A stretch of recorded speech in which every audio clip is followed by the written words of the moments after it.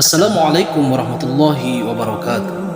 Sahabat-sahabat konten Islami dimanapun Anda berada, semoga kalian semua selalu diberikan kesehatan dan dimudahkan segala urusan-urusan kalian semua. Amin amin ya rabbal alamin.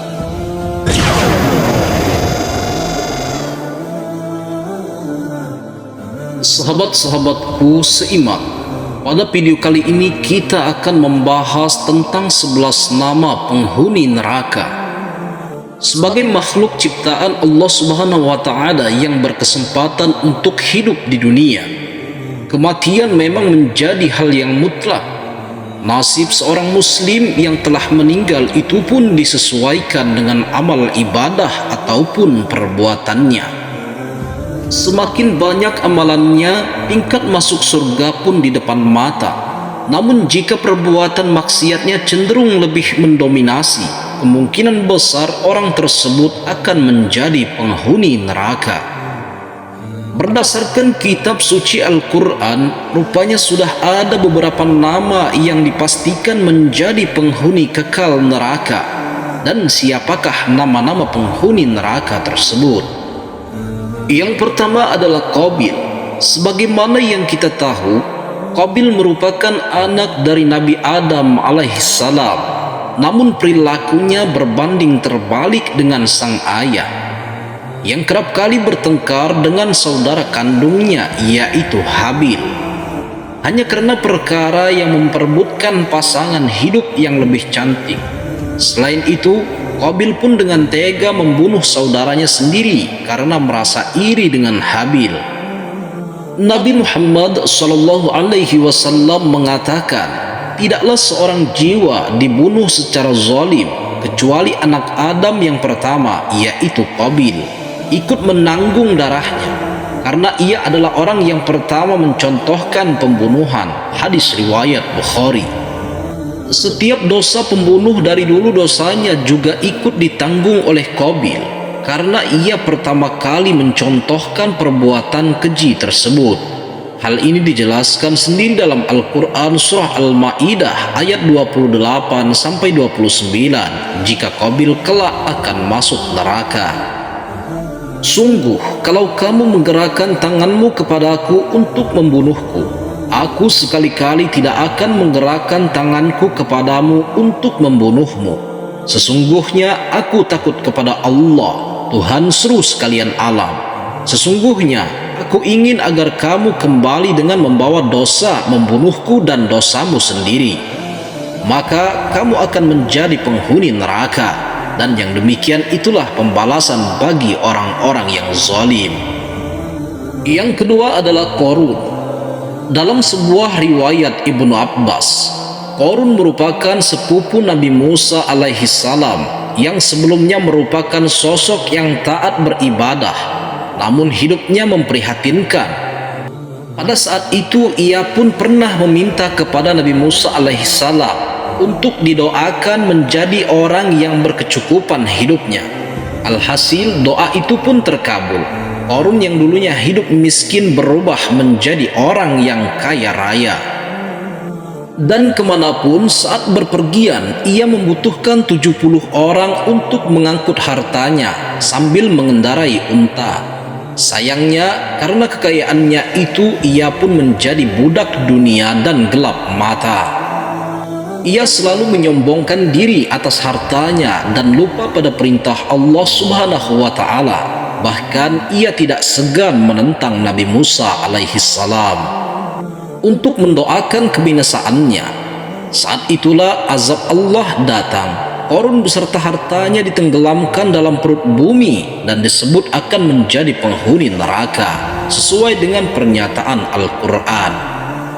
Dan juga Qarun, Fir'aun dan Haman sesungguhnya telah datang kepada mereka Musa dengan membawa bukti-bukti dengan keterangan yang nyata. Akan tetapi mereka berlaku sombong di muka bumi, dan dia adalah mereka orang yang luput dari kehancuran itu. Al-Quran surah Al-Ankabut ayat 39. Yang ketiga, Fir'aun. Fir'aun dikenal sebagai raja Mesir yang terkenal sangat kejam. Bahkan ia menolak kebenaran yang dibawa oleh Nabi Musa alaihissalam. dan mengaku bahwa dirinya sebagai Tuhan yang esa yang wajib disembah oleh seorang orang. Selain itu, ia pun sempat melakukan perbuatan tercela di mana ia memerintahkan untuk membunuh setiap bayi laki-laki yang lahir. Karena kesombongannya inilah, Fir'aun ditenggelamkan di Laut Merah bersama para pengikutnya.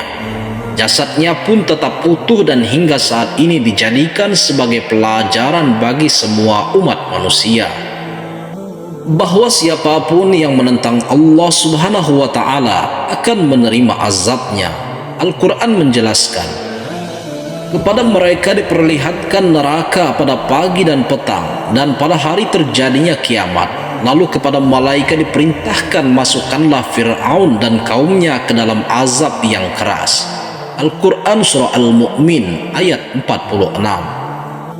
Yang keempat sekalipun yang kelima adalah Abu Lahab dan istrinya, yaitu Ummu Jamil. Meskipun dia adalah seorang paman Nabi Muhammad SAW, tak membuat Abu Lahab menjadi orang baik. Bahkan ia menjadi penentang utama setiap dakwah yang disampaikan oleh sang keponakan untuk melawan ajaran Nabi Muhammad SAW.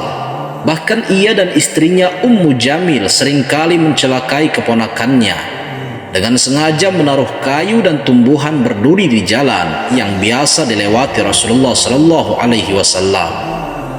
Selain itu, Ummu Jamil juga dikenal sebagai wanita yang suka mengadu domba. Di akhir hayatnya, Abu Lahab meninggal dalam kondisi yang terburuk. Sekujur tubuhnya dipenuhi bisul dan ia mati terlantar karena tidak ada yang mengurusi jenazahnya. Bahkan nama Abu Lahab beserta istrinya diabadikan dalam Al-Quran Surah Al-Lahab. Binasalah kedua tangan Abu Lahab dan sesungguhnya dia akan binasa. Tidaklah berfaedah kepadanya harta bendanya dan apa yang ia usahakan. Kelak ia akan masuk ke dalam api yang bergejolak, dan begitu pula istrinya, membawa kayu bakar yang di lehernya ada tali dari sabut. Al-Quran Surah Al-Lahab ayat 1-5. Yang keenam, Haman. Haman merupakan orang kepercayaan Fir'aun. Selain itu, ia dipercaya Raja Mesir sebagai pelaksana proyek pembangunan menara yang bertujuan untuk melihat Tuhan Musa. Bahkan untuk membangun bangunan tersebut, ia memerlukan sistem kerja paksa terhadap warga Bani Israel. Selain itu, Haman juga yang menasehati Fir'aun untuk menolak misi keagamaan yang dilakukan Nabi Musa alaihissalam. Karena ulahnya inilah ia dan Fir'aun tenggelam di Laut Merah. Allah Subhanahu wa Ta'ala berfirman, dan sesungguhnya telah kami utus Musa dengan membawa ayat-ayat kami dan keterangan yang nyata kepada Fir'aun, Haman dan Qarun. Maka mereka berkata, ia adalah orang ahli sihir dan pendusta. Maka tatkala Musa datang kepada mereka membawa kebenaran dari sisi kami, mereka berkata, bunuhlah anak-anak orang yang beriman bersama dengan dia dan biarkan hidup wanita-wanita mereka. Dan tipu daya orang kafir itu tak lain hanyalah sia-sia belaka. Al-Quran Surah Al-Mu'min ayat 23-25. Yang ketujuh, Kan'an. Kan'an adalah anak dari Nabi Nuh alaihissalam. Meski memiliki ayah seorang nabi, tetapi sifat Kan'an justru berbanding terbalik dengan ayahnya. Ia merupakan seorang kafir, di mana ia selalu menentang ajaran Allah yang dibawa oleh ayahnya. Atas kehendak Allah Subhanahu wa Ta'ala, Kan'an pun mendapat azab dengan cara ia ditenggelamkan di dalam banjir bersama orang-orang kafir lainnya. Kisah Kan'an yang ditenggelamkan oleh Allah Subhanahu wa Ta'ala di dalam banjir pun telah diabadikan dalam Al-Quran Surah Hud ayat 42-44. Dan bahtera itu berlayar membawa mereka dalam gelombang laksana gunung. Dan Nuh memanggil anaknya, sedang anak itu berada di tempat yang jauh terpencil. Hai anakku, naiklah ke kapal bersama kami, dan janganlah kamu berada bersama orang-orang yang kafir. Anaknya menjawab, aku akan mencari perlindungan ke gunung yang dapat memelihara aku dari air bah. Nuh berkata, tidak ada yang melindungi hari ini dari azab Allah selain Allah saja yang Maha Penyayang. Dan gelombang menjadi penghalang antara keduanya, maka jadilah anak itu termasuk orang-orang yang ditenggelamkan. Al-Quran Surah Hud ayat 42 sampai 44. Yang ke-8 dan ke-9 yaitu istri Nabi Nuh alaihissalam dan istri Nabi Lut alaihissalam. Meski memiliki suami seorang nabi, namun istri Nabi Nuh alaihissalam dan istri Nabi Lut alaihissalam ini merupakan sosok istri pembangkang. Mereka berdua mengkhianati suaminya dan enggan untuk mengikuti ajaran yang dibawa oleh sang suami yang datang dari Allah Subhanahu wa Ta'ala. Dan bahkan mereka juga menentang dan menjadi penghalang atas kenabian sang suami. Kedua istri Nabi ini pun diancam oleh Allah Subhanahu wa Ta'ala menjadi penghuni kekal neraka.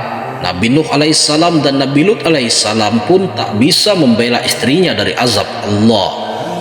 Allah Subhanahu wa Ta'ala membuat istri Nuh dan istri Lut sebagai perumpamaan bagi orang-orang kafir.